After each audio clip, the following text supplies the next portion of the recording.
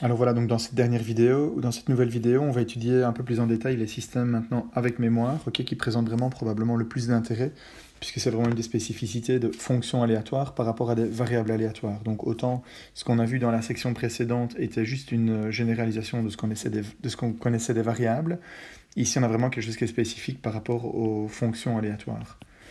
Et donc, pour ça, je vous rappelle qu'on se focalise sur les systèmes linéaires temps invariants. Un système, il est linéaire quand l'opération sur une combinaison linéaire est égale à la combinaison linéaire des opérations qu'on pourrait réaliser sur chacune des entrées indépendamment l'une de l'autre. Ok, j'ai déjà expliqué ça dans la vidéo précédente. Et le système, il est temps invariant s'il est indépendant d'un décalage dans l'origine du temps. Donc, c'est que si on lui envoie en entrée une version décalée de x de t, donc en lui envoyant x de t moins t0, t0 étant un décalage, et bien en sortie, il va nous renvoyer exactement la même solution, elle est simplement décalée d'une grandeur de nouveau t0. D'accord, donc un décalage imposé dans l'entrée résulte dans le même décalage imposé dans la sortie. Si ces deux conditions sont remplies, on a un système qu'on appelle linéaire temps invariant. Un exemple de système linéaire temps invariant, c'est une équation différentielle linéaire et à coefficient constant.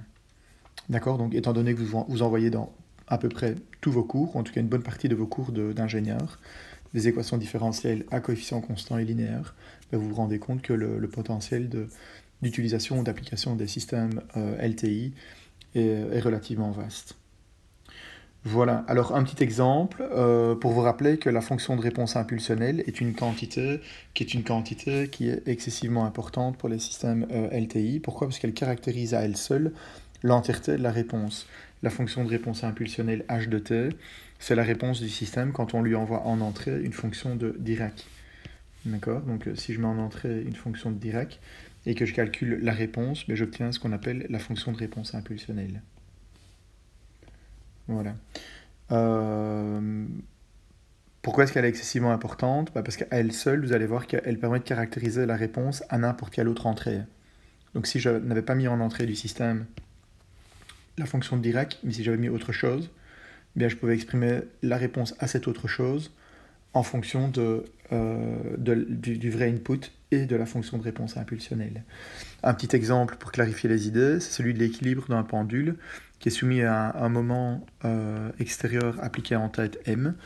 Quand on écrit l'équilibre de ce pendule, on obtient un équilibre entre les forces d'inertie, des forces de rappel élastiques, et les charges extérieures appliquées, qui dérivent chacune du potentiel donc, dont dérivent les forces extérieures, d'une énergie potentielle et d'une énergie cinétique. Confer, cours de mécanique rationnelle. Quand on a cette équation-là, en fait, on peut regarder donc maintenant la fonction de réponse impulsionnelle, qui reviendrait à dire que la sollicitation qui vient au membre de droite est un direct, donc ça veut dire que m de t est égal à 0 pour tout t positif.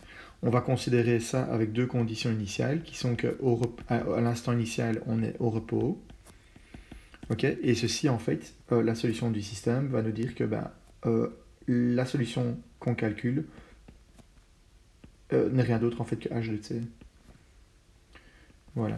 Et ce qu'on va observer aussi, c'est que θ dot de 0+, évidemment, ne peut pas être nul et différent de 0. Je vous passe tous les détails mathématiques. Vous avez certainement dû faire ça en long et en large avec M. Drillon, pour cet exemple ou beaucoup d'autres exemples. Donc, si on détaillait tout ça, on obtiendrait quoi? On obtiendrait que h est égal à 0 si t est négatif.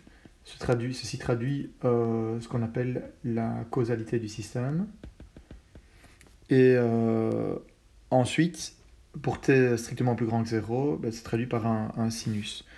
Cette fonction est représentée par le trait noir continu là-bas.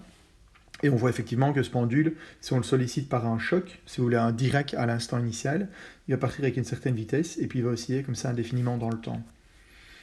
L'amplitude qu'on va obtenir ici est une amplitude qui est constante. Il n'y a pas de raison qu'elle diminue parce qu'on n'a pas de dissipation dans ce système. Okay, on a un système qui est conservatif. Si on avait mis un terme de dissipation, par exemple en ajoutant une constante fois θ dot dans le membre de gauche, on aurait eu de la dissipation et on aurait plutôt eu une fonction de réponse impulsionnelle qui ressemble à la courbe en trait pointillé qui est là-bas. Ok, alors pourquoi est-ce que c'est important d'avoir cette fonction de réponse impulsionnelle? Parce que si maintenant, regardez, on voulait calculer le y de t, qui est la réponse sous l'effet d'un x de t, okay, je vais mettre un t ici pour indiquer que l'opérateur linéaire est un opérateur qui opère sur le temps. D'accord? Donc si c'était des équations différentielles, il y a là-dedans des d sur dt, hein, ou des dn sur dtn.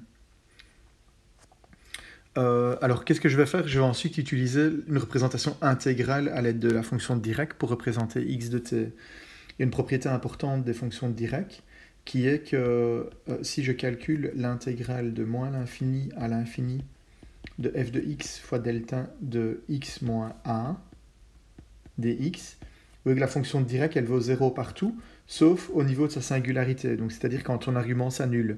Si x est égal à a, la fonction de Dirac, en théorie, vaut l'infini, on ne peut pas le dire. Elle est très très grande sur un intervalle qui est très très court. Et à la limite, le résultat de cette intégrale converge et nous donne la valeur de la fonction f au point A, pour autant que la fonction f soit continue au point A. Et donc en fait, cette propriété, elle est relativement importante. Je vais l'utiliser pour représenter x sous une forme intégrale. Je vais mettre comme ceci pour montrer que ça c'est un rappel. Et donc la version intégrale de x que je vais utiliser, c'est quoi? Et le f de 1 qu'on voit là-bas, ce sera mon x de t. Donc je vais avoir l'intégrale de moins l'infini à plus l'infini de x de taux delta taux moins t des taux t. Alors, ça c'est la même chose que l'intégrale de moins à l'infini de x de taux fois delta de t moins taux des taux.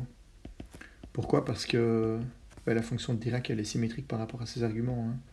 Delta de x est égal à delta de moins x. Elle vaut 0 partout. Sauf quand x est égal à 0. Donc c'est une fonction paire, si vous voulez, à les représenter ici. Donc j'ai le droit de modifier le signe. Ensuite, qu'est-ce que je peux dire? J'ai deux opérateurs linéaires. Donc car L est linéaire, qu'est-ce que je vais faire? Je vais intervertir les deux opérateurs linéaires. L de l'intégrale, c'est l'intégrale de L, pour autant que le résultat existe et fasse du sens. Donc je vais avoir x de taux, delta de t moins taux, sur le temps, des taux. Alors, qu'est-ce que je vois? Je vois que x ici, de taux, est une constante par rapport au temps. Et donc, puisque c'est une constante, il joue le jeu des A1, A2 que j'ai rappelé préalablement. Et donc, puisque l'opérateur est linéaire, je peux le sortir de l'opérateur L. Et ça va me donner L de t moins taux. Des taux. Et ensuite, l'opérateur, il est temps invariant. Et donc ça veut dire que quand je lui envoie en entrée delta de t moins taux, et bien évidemment en sortie, je récupère h de t moins taux.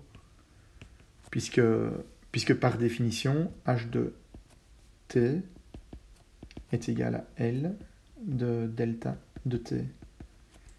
Et donc, si je prends un déphasage t0 qui est égal à taux, et que j'utilise la propriété de temps invariant, qui est représentée ici en haut de l'écran, et bien j'obtiens donc h de t moins taux. Et donc ça, c'est ce qu'on appelle une intégrale de convolution. Donc ça veut dire que, tout simplement, quelle que soit la fonction x qui est l'entrée du système,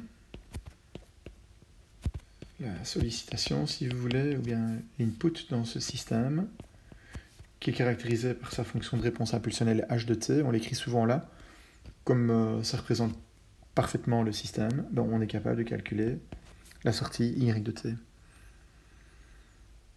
Ok, cette formule-là est tellement importante qu'elle est rappelée ici. On peut faire un petit changement de variable et renommer ceci comme étant taux prime par exemple, laisser tomber le prime ensuite, et on a la convolution dans un sens ou dans l'autre qui est exactement la même. D'accord? Donc on a ces deux relations qui tiennent.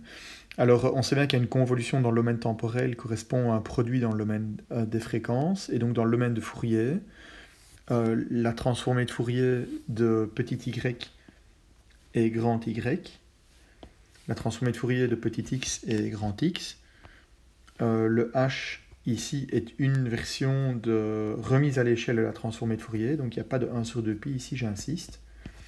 Eh bien, qu'est-ce qu'on observe? On observe que simplement, donc, à une convolution dans le temporel correspond à un produit dans le domaine dual, c'est-à-dire dans le domaine fréquentiel. Et donc ces deux relations-là sont telles que, en fait, ça nous montre que la fonction de réponse impulsionnelle, h, caractérise entièrement la réponse, ou bien, si on voulait regarder la même information dans le domaine fréquentiel, la fonction grand H, qu'on appelle la fonction de réponse fréquentielle, est une information qui est tout à fait redondante ou équivalente, puisque H et H forment une paire de Fourier,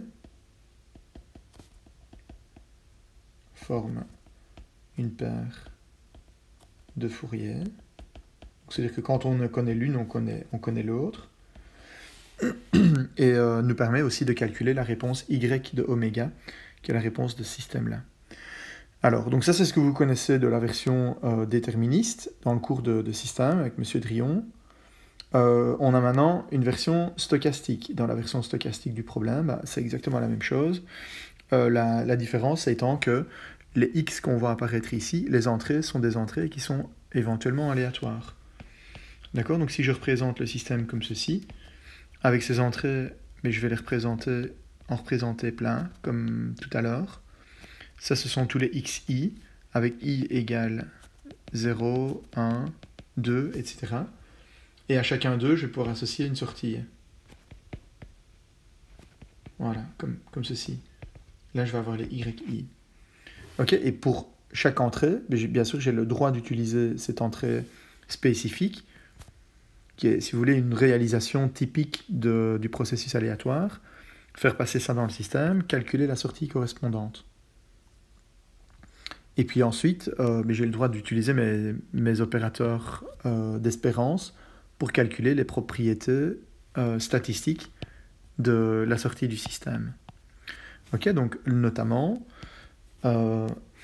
la moyenne de L calculée comme étant la sortie du système avec l'opérateur L, on l'obtient en faisant quoi? Donc l'espérance mathématique de Y, qu'on note mu Y, mais ce sera l'espérance mathématique de tout ce qu'on voit apparaître ici, puisqu'il suffit de remplacer Y par ça.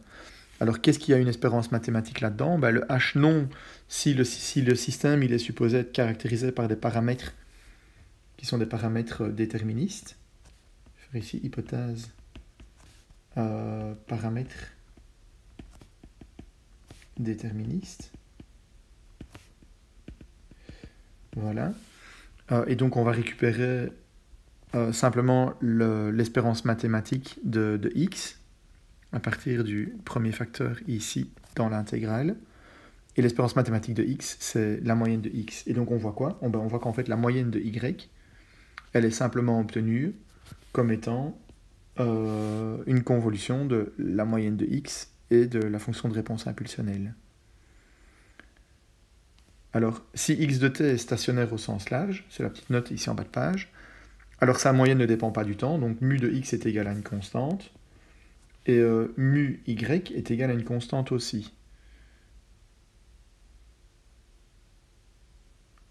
Ça paraît peut-être pas spécialement évident tout de suite, de prime abord, parce que si vous écrivez mu y comme ceci, égal à mu x que je sors de l'intégrale à droite parce qu'il est constant, h de t moins taux des taux. En fait, ce résultat-là ne dépend pas de t. Pour quelle raison? Parce qu'on va intégrer jusqu'à l'infini. Je pourrais très bien définir ça comme étant un taux prime, par exemple. Taux prime. Et donc, je vais avoir que d taux prime est égal à moins des taux. les bornes vont devenir entre moins l'infini et plus l'infini, ben, ça va être la même chose, mais swapper.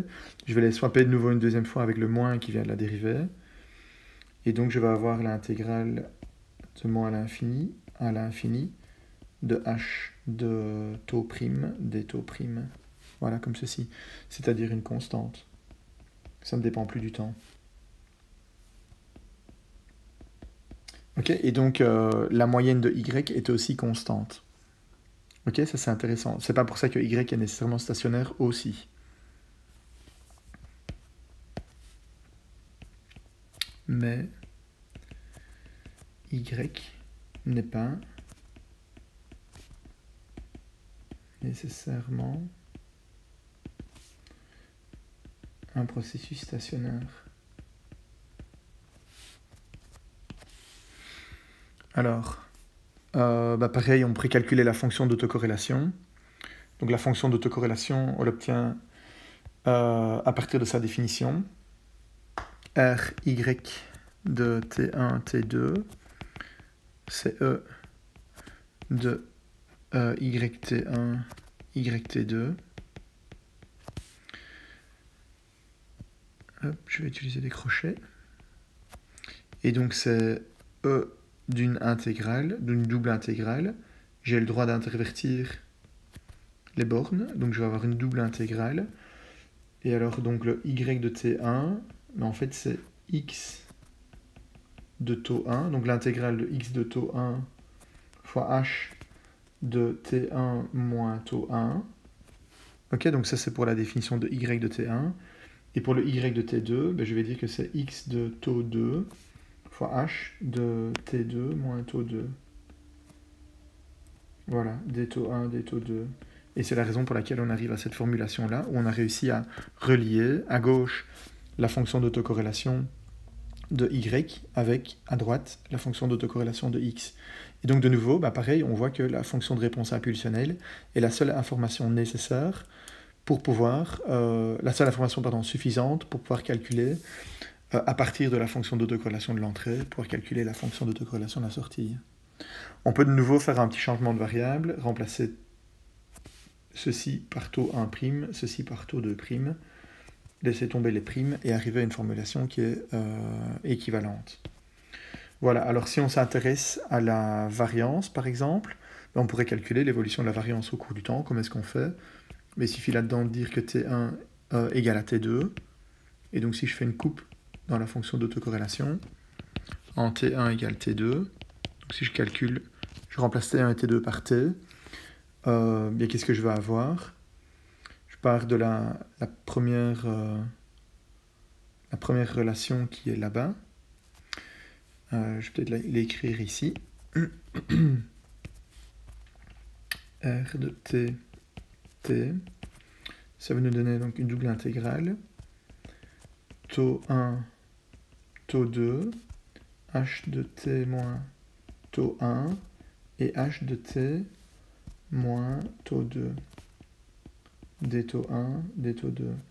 Ensuite, je peux regarder le cas particulier où l'input, l'entrée du système, est stationnaire. Si elle est stationnaire, R de x ne dépend pas de taux 1 et taux 2 indépendamment, mais il ne dépend que du décalage. Taux 2 moins taux 1, vous vous souvenez? Et donc je vais utiliser la notation taux 2 égale taux 1 plus delta t. Et je vais simplement dire que le R de x, ici, ne dépend que de delta t. Donc au lieu de l'écrire delta t et taux 2, ce que j'aurais pu obtenir en faisant un changement de variable pur et dur, ou strictement, mais je supprime cet argument-là pour indiquer que le processus qu'on étudie ici en entrée, il est stationnaire. Ok, et en faisant ça, je vais remplacer le taux 2 par taux 1 plus delta t, et le d taux 2 par un d delta t. Voilà l'équation, l'expression à laquelle on arrive. Ok, alors on pourrait aussi éventuellement regarder une solution, je vais peut-être passer juste le détail ici, où on s'intéresse à une solution qui est stationnaire. Donc il ne faut pas repartir de là puisqu'on est déjà sur une variance, mais il faut repartir du début et dire qu'en fait le RY ne dépend que de T1 plus delta T, et on a envie d'avoir quelque chose qui est indépendant de T1. Okay, ce qui nous permettra d'avoir une version stationnaire de la fonction d'autocorrélation. Et de nouveau, on peut obtenir une version stationnaire de la fonction d'autocorrélation en fonction de la version stationnaire d'une entrée. Alors, bon, ceux qui auront l'occasion de travailler avec ces concepts-là pourront peut-être s'entraîner avec l'un ou l'autre exemple. Mais si on prend l'oscillateur simple qui est soumis à un bruit blanc, donc on suppose que la fonction d'autocorrélation s'exprime sous la forme RP fois un direct. Ok, c'est ce qu'on appelle un bruit blanc. RY de taux, vous vous souvenez, avec une certaine intensité RP. Cette intensité-là, je l'appelle 2π S0. C'est un changement de variable qu'on utilise parfois. Je pense que je l'avais illustré plus tôt, parce que en réalité, si on fait la transformée de Fourier et qu'on veut calculer la densité spectrale de puissance du Y, on se rend compte que le paramètre S0, mais ce sera la valeur constante de la densité spectrale de puissance. Ok, donc on utilise plutôt cette notation-là que la notation ici. Alors, si je prends un oscillateur simple qui est soumis à un bruit blanc, c'est la même chose que le petit oscillateur, le pendule qu'on a vu tout à l'heure, sauf que cette fois, j'ai mis de l'amortissement. Vous voyez, xi, c'est l'amortissement. Si je mettais xi égale 0, ceci disparaissait, et on récupérait exactement la même fonction de réponse impulsionnelle que tout à l'heure. D'accord? Donc ici, je vous ai donné une version généralisée de la fonction de réponse impulsionnelle, et cette forme généralisée, donc elle nous donne quelque chose qui ressemble à ça. Et alors, donc, qu'est-ce qu'on peut faire? On peut simplement utiliser cette fonction de réponse impulsionnelle, là.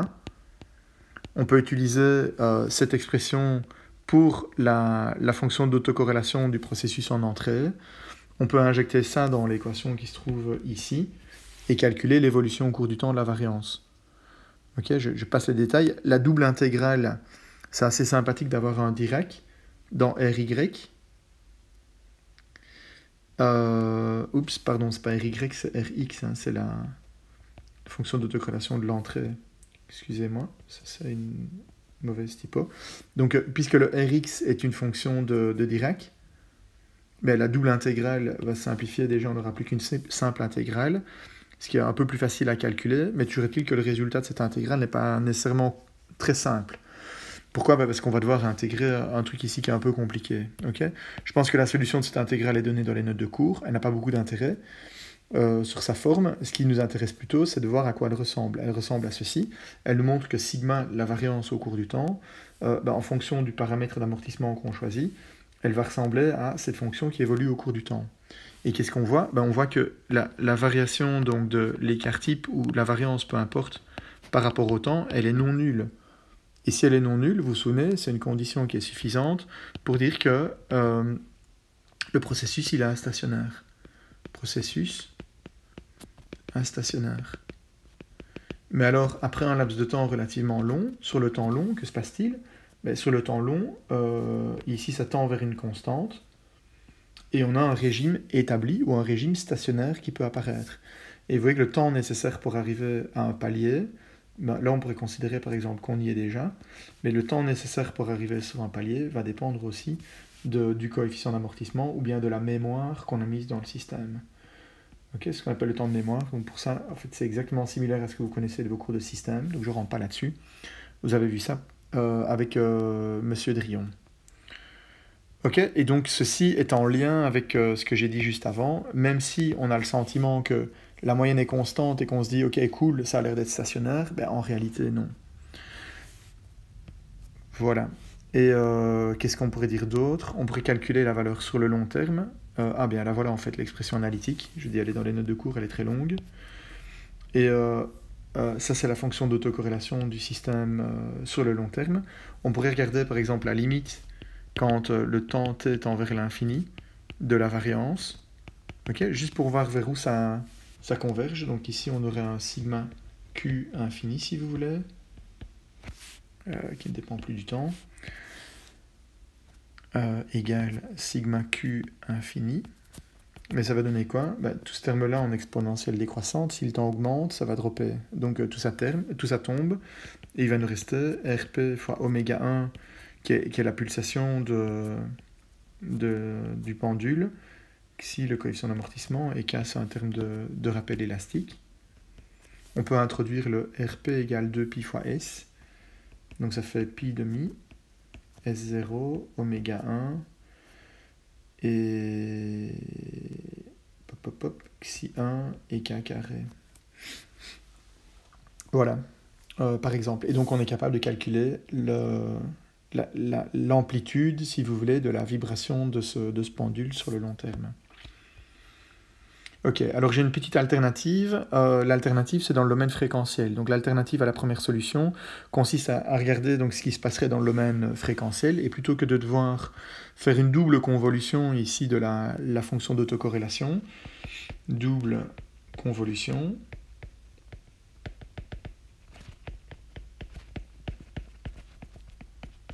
et qu'est-ce qu'on pourrait faire? On pourrait plutôt que de repartir de tout en haut, donc c'est-à-dire que de repartir de cette simple convolution-là, on pourrait regarder le problème dans le domaine fréquentiel. Et dans le domaine fréquentiel, on a y est égal à h fois x, okay, pour le système déterministe. Alors si on regarde maintenant un processus qui est ergodique, alors si j'écris ça, ça veut dire qu'il est initialisé dans sa distribution stationnaire, et donc on a la possibilité de regarder uniquement la solution stationnaire. Donc on doit déjà anticiper qu'on sera incapable avec cette approche-ci de voir tout ce qui se passe dans une phase qui est une phase transitoire. Ok, donc si je dessine ceci comme étant une phase transitoire, voilà.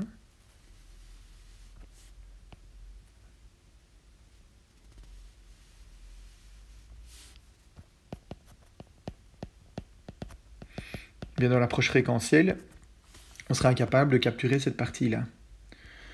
Mais bon, voilà, toujours est-il que si je reviens vers les définitions de la densité spectrale de puissance, vous vous souvenez, on a dit qu'à partir d'une vraie, seule et unique longue réalisation, il suffisait d'en prendre la norme au carré de la transformée de Fourier. Voilà ce qu'on obtient pour la PSD de Y, donc la densité spectrale de puissance Y. Si j'introduis là-dedans le fait que Y est égal à h fois x, donc je vais avoir la norme de h au carré fois la norme de x au carré, et dans cette limite, le h, vu qu'il ne dépend pas du temps, je le sors de la limite, et donc la limite qui nous reste, en fait, n'est rien d'autre que la densité spectrale de puissance de x. Et donc, ça c'est un raccourci exceptionnel qui nous dit que la densité spectrale de puissance de y, la sortie du système, elle s'obtient simplement en multipliant la densité spectrale de puissance de x par la norme au carré de la fonction de réponse fréquentielle.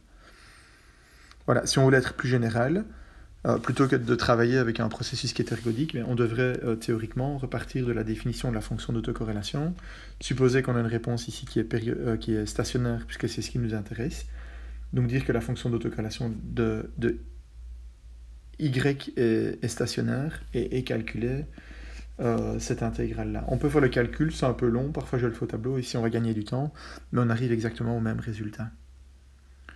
Voilà, et alors donc si on fait ça, c'est un peu plus simple. Pourquoi? Parce que si on reprend donc, l'oscillateur simple qui est soumis à un bruit blanc d'intensité S0, donc exactement le même exemple que celui qu'on vient de regarder, en fait sa fonction de réponse fréquentielle, elle est donnée par ceci. La fonction de réponse fréquentielle au carré, on peut l'écrire, là voilà, ça c'est la norme de h au carré. Si je multiplie la norme de h au carré par le S0 que je sors parce que c'est une constante, le 1 sur k carré qui vient devant, c'est le 1 sur k qui est là et qui est mis au carré, et qu'on réalise les intégrales, tout l'un dans l'autre, en fait, on va se rendre compte que l'intégrale donc, de la densité spectrale de puissance de la sortie, qui s'exprime comme étant Sx est égal à S et 0, puisque c'est Sy une constante, fois h de oméga au carré, et bien donc la variance de la sortie, tout calcul fait, nous donne un résultat qui correspond exactement au résultat qu'on avait tout à l'heure. Donc on obtient le même résultat que ce qu'on avait eu, évidemment, en faisant une analyse dans le domaine temporel. Okay, il n'y a pas de raison que les résultats soient différents. Les deux solutions sont équivalentes. Voilà, un deuxième petit exemple que je vous laisse découvrir vous-même. C'est un circuit RL, où on a de nouveau une équation différentielle à coefficient constant qui nous permet de gouverner le comportement du système. Donc en fait, on a I, l'intensité, à l'intérieur de ce petit circuit électrique qui dépend de la différence de potentiel U aux bornes du système. Donc on a la fonction de réponse fréquentielle qui est représentée ici, FRF. Vous voyez que I dans le fréquentiel est égal à 1 sur ceci, donc ça c'est H de oméga fois U. Et donc on pourrait par exemple se questionner sur la fluctuation d'intensité dans ce système-là, lorsque le système est soumis à une fluctuation de tension en entrée. Et donc la fluctuation d'intensité, si la fluctuation au niveau de l'entrée est notée SU, on l'obtient comment? En intégrant la densité spectrale de puissance de SI. Et SI, on l'obtient comment? SI, la densité spectrale de puissance de I, ben c'est simplement la norme au carré de la fonction de transfert. Voilà, je vous laisse regarder, faire peut-être le petit exercice pour les détails. C'est sympa. Ça demande de recalculer des intégrales, chose qu'on n'a peut-être plus trop l'habitude de faire. Mais des fois, un petit décrassage, ça fait du bien. Alors, dernière chose dont je voulais vous parler, c'est ce qui se passe quand on a d'autres systèmes que des systèmes LTI. Et quand on a d'autres systèmes que des systèmes LTI, donc c'est-à-dire que si on a un système, par exemple ici, qui est vraiment non linéaire et qui est compliqué, éventuellement avec des paramètres qui peuvent être des paramètres eux-mêmes qui sont aléatoires, eh bien, qu'est-ce qu'on doit faire? Si on a un problème qui est représenté en entrée par une représentation qui est déjà probabiliste, au sens de ces différents rangs, eh bien, ce qu'on va faire, c'est tirer au hasard, ou bien générer, ou simuler, si vous voulez, des échantillons qui correspondent à cette caractérisation probabiliste. Une fois qu'on a généré ces échantillons-là, on peut les faire passer à travers le système pour obtenir des échantillons de la sortie. Et une fois que c'est terminé, eh bien on peut refaire des statistiques pour calculer, par exemple, les probabilités, les statistiques de rang 1, ou bien de rang 2, etc., des sorties du système. Voilà, c'est un peu plus long, ça demande de simuler. C'est une approche qu'on appelle, comme je l'avais déjà introduit, l'approche de Monte-Carlo. Ça correspond à la solution du problème du lancer de dés, où on lance le dé un grand nombre de fois pour calculer la probabilité d'obtenir 1 sur 6. Donc cette solution-là, utilisez-la uniquement en dernier recours. Si vous avez un système qui est un système simple et qui est juste LTI ou un système sans mémoire, prenez le raccourci et utilisez ce que je viens de vous expliquer pour calculer fonction d'autocorrélation et densité spectrale de puissance de la sortie à partir de celle de l'entrée directement. Voilà. Donc ceci, c'est une dia, simplement une petite dia de conclusion, qui est là pour vous dire que dans tous les autres systèmes, donc ceux qui sortent de ce qu'on vous a enseigné ici, vous avez toujours la possibilité de vous en sortir. Voilà. Après, je ne veux pas dire que ce qu'on a étudié ensemble, ce sont les seuls cas dans lesquels il y a une solution analytique connue et simple. Il y a d'autres cas, mais ils sortent des domaines d'application du cours. D'accord? Donc évidemment, si vous n'avez pas spécialement envie ou pas spécialement le temps de faire du Monte-Carlo parce que vous êtes pressé, il va exister beaucoup d'autres théories ici qui vont vous permettre de faire le passage direct sans avoir à simuler. Bon, pour ça, il faut peut-être consulter des ouvrages de référence. Voilà, et donc ceci nous amène à la toute dernière partie du cours. Je ne vais pas la détailler, je ferai peut-être juste une vidéo pour les étudiants qui auront besoin de cette génération de réalisation de processus dans le cadre de leur projet.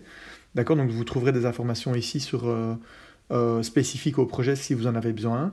Je veux simplement donc introduire le fait que dans ce chapitre, on trouve toute l'information en réalité pour passer de là à là. Donc c'est-à-dire qu'on vous donne un processus aléatoire qui est caractérisé par ces densités de probabilité de différents rangs. Et là, je vous explique les techniques qui permettent de simuler des réalisations. Un petit peu comme si on voulait lancer un dé et obtenir une réalisation, une séquence, si vous voulez, de résultats possibles du lancer de dé, eh bien, on peut utiliser la fonction RandI dans MATLAB. Eh bien, il y a d'autres types de formulations et de fonctions qui existent pour simuler des réalisations de processus aléatoires comme ceux-là. D'accord, donc c'est ce qui est discuté dans la dernière partie du cours et que donc vous trouverez dans une vidéo séparée et que vous aurez l'occasion de consulter si nécessaire.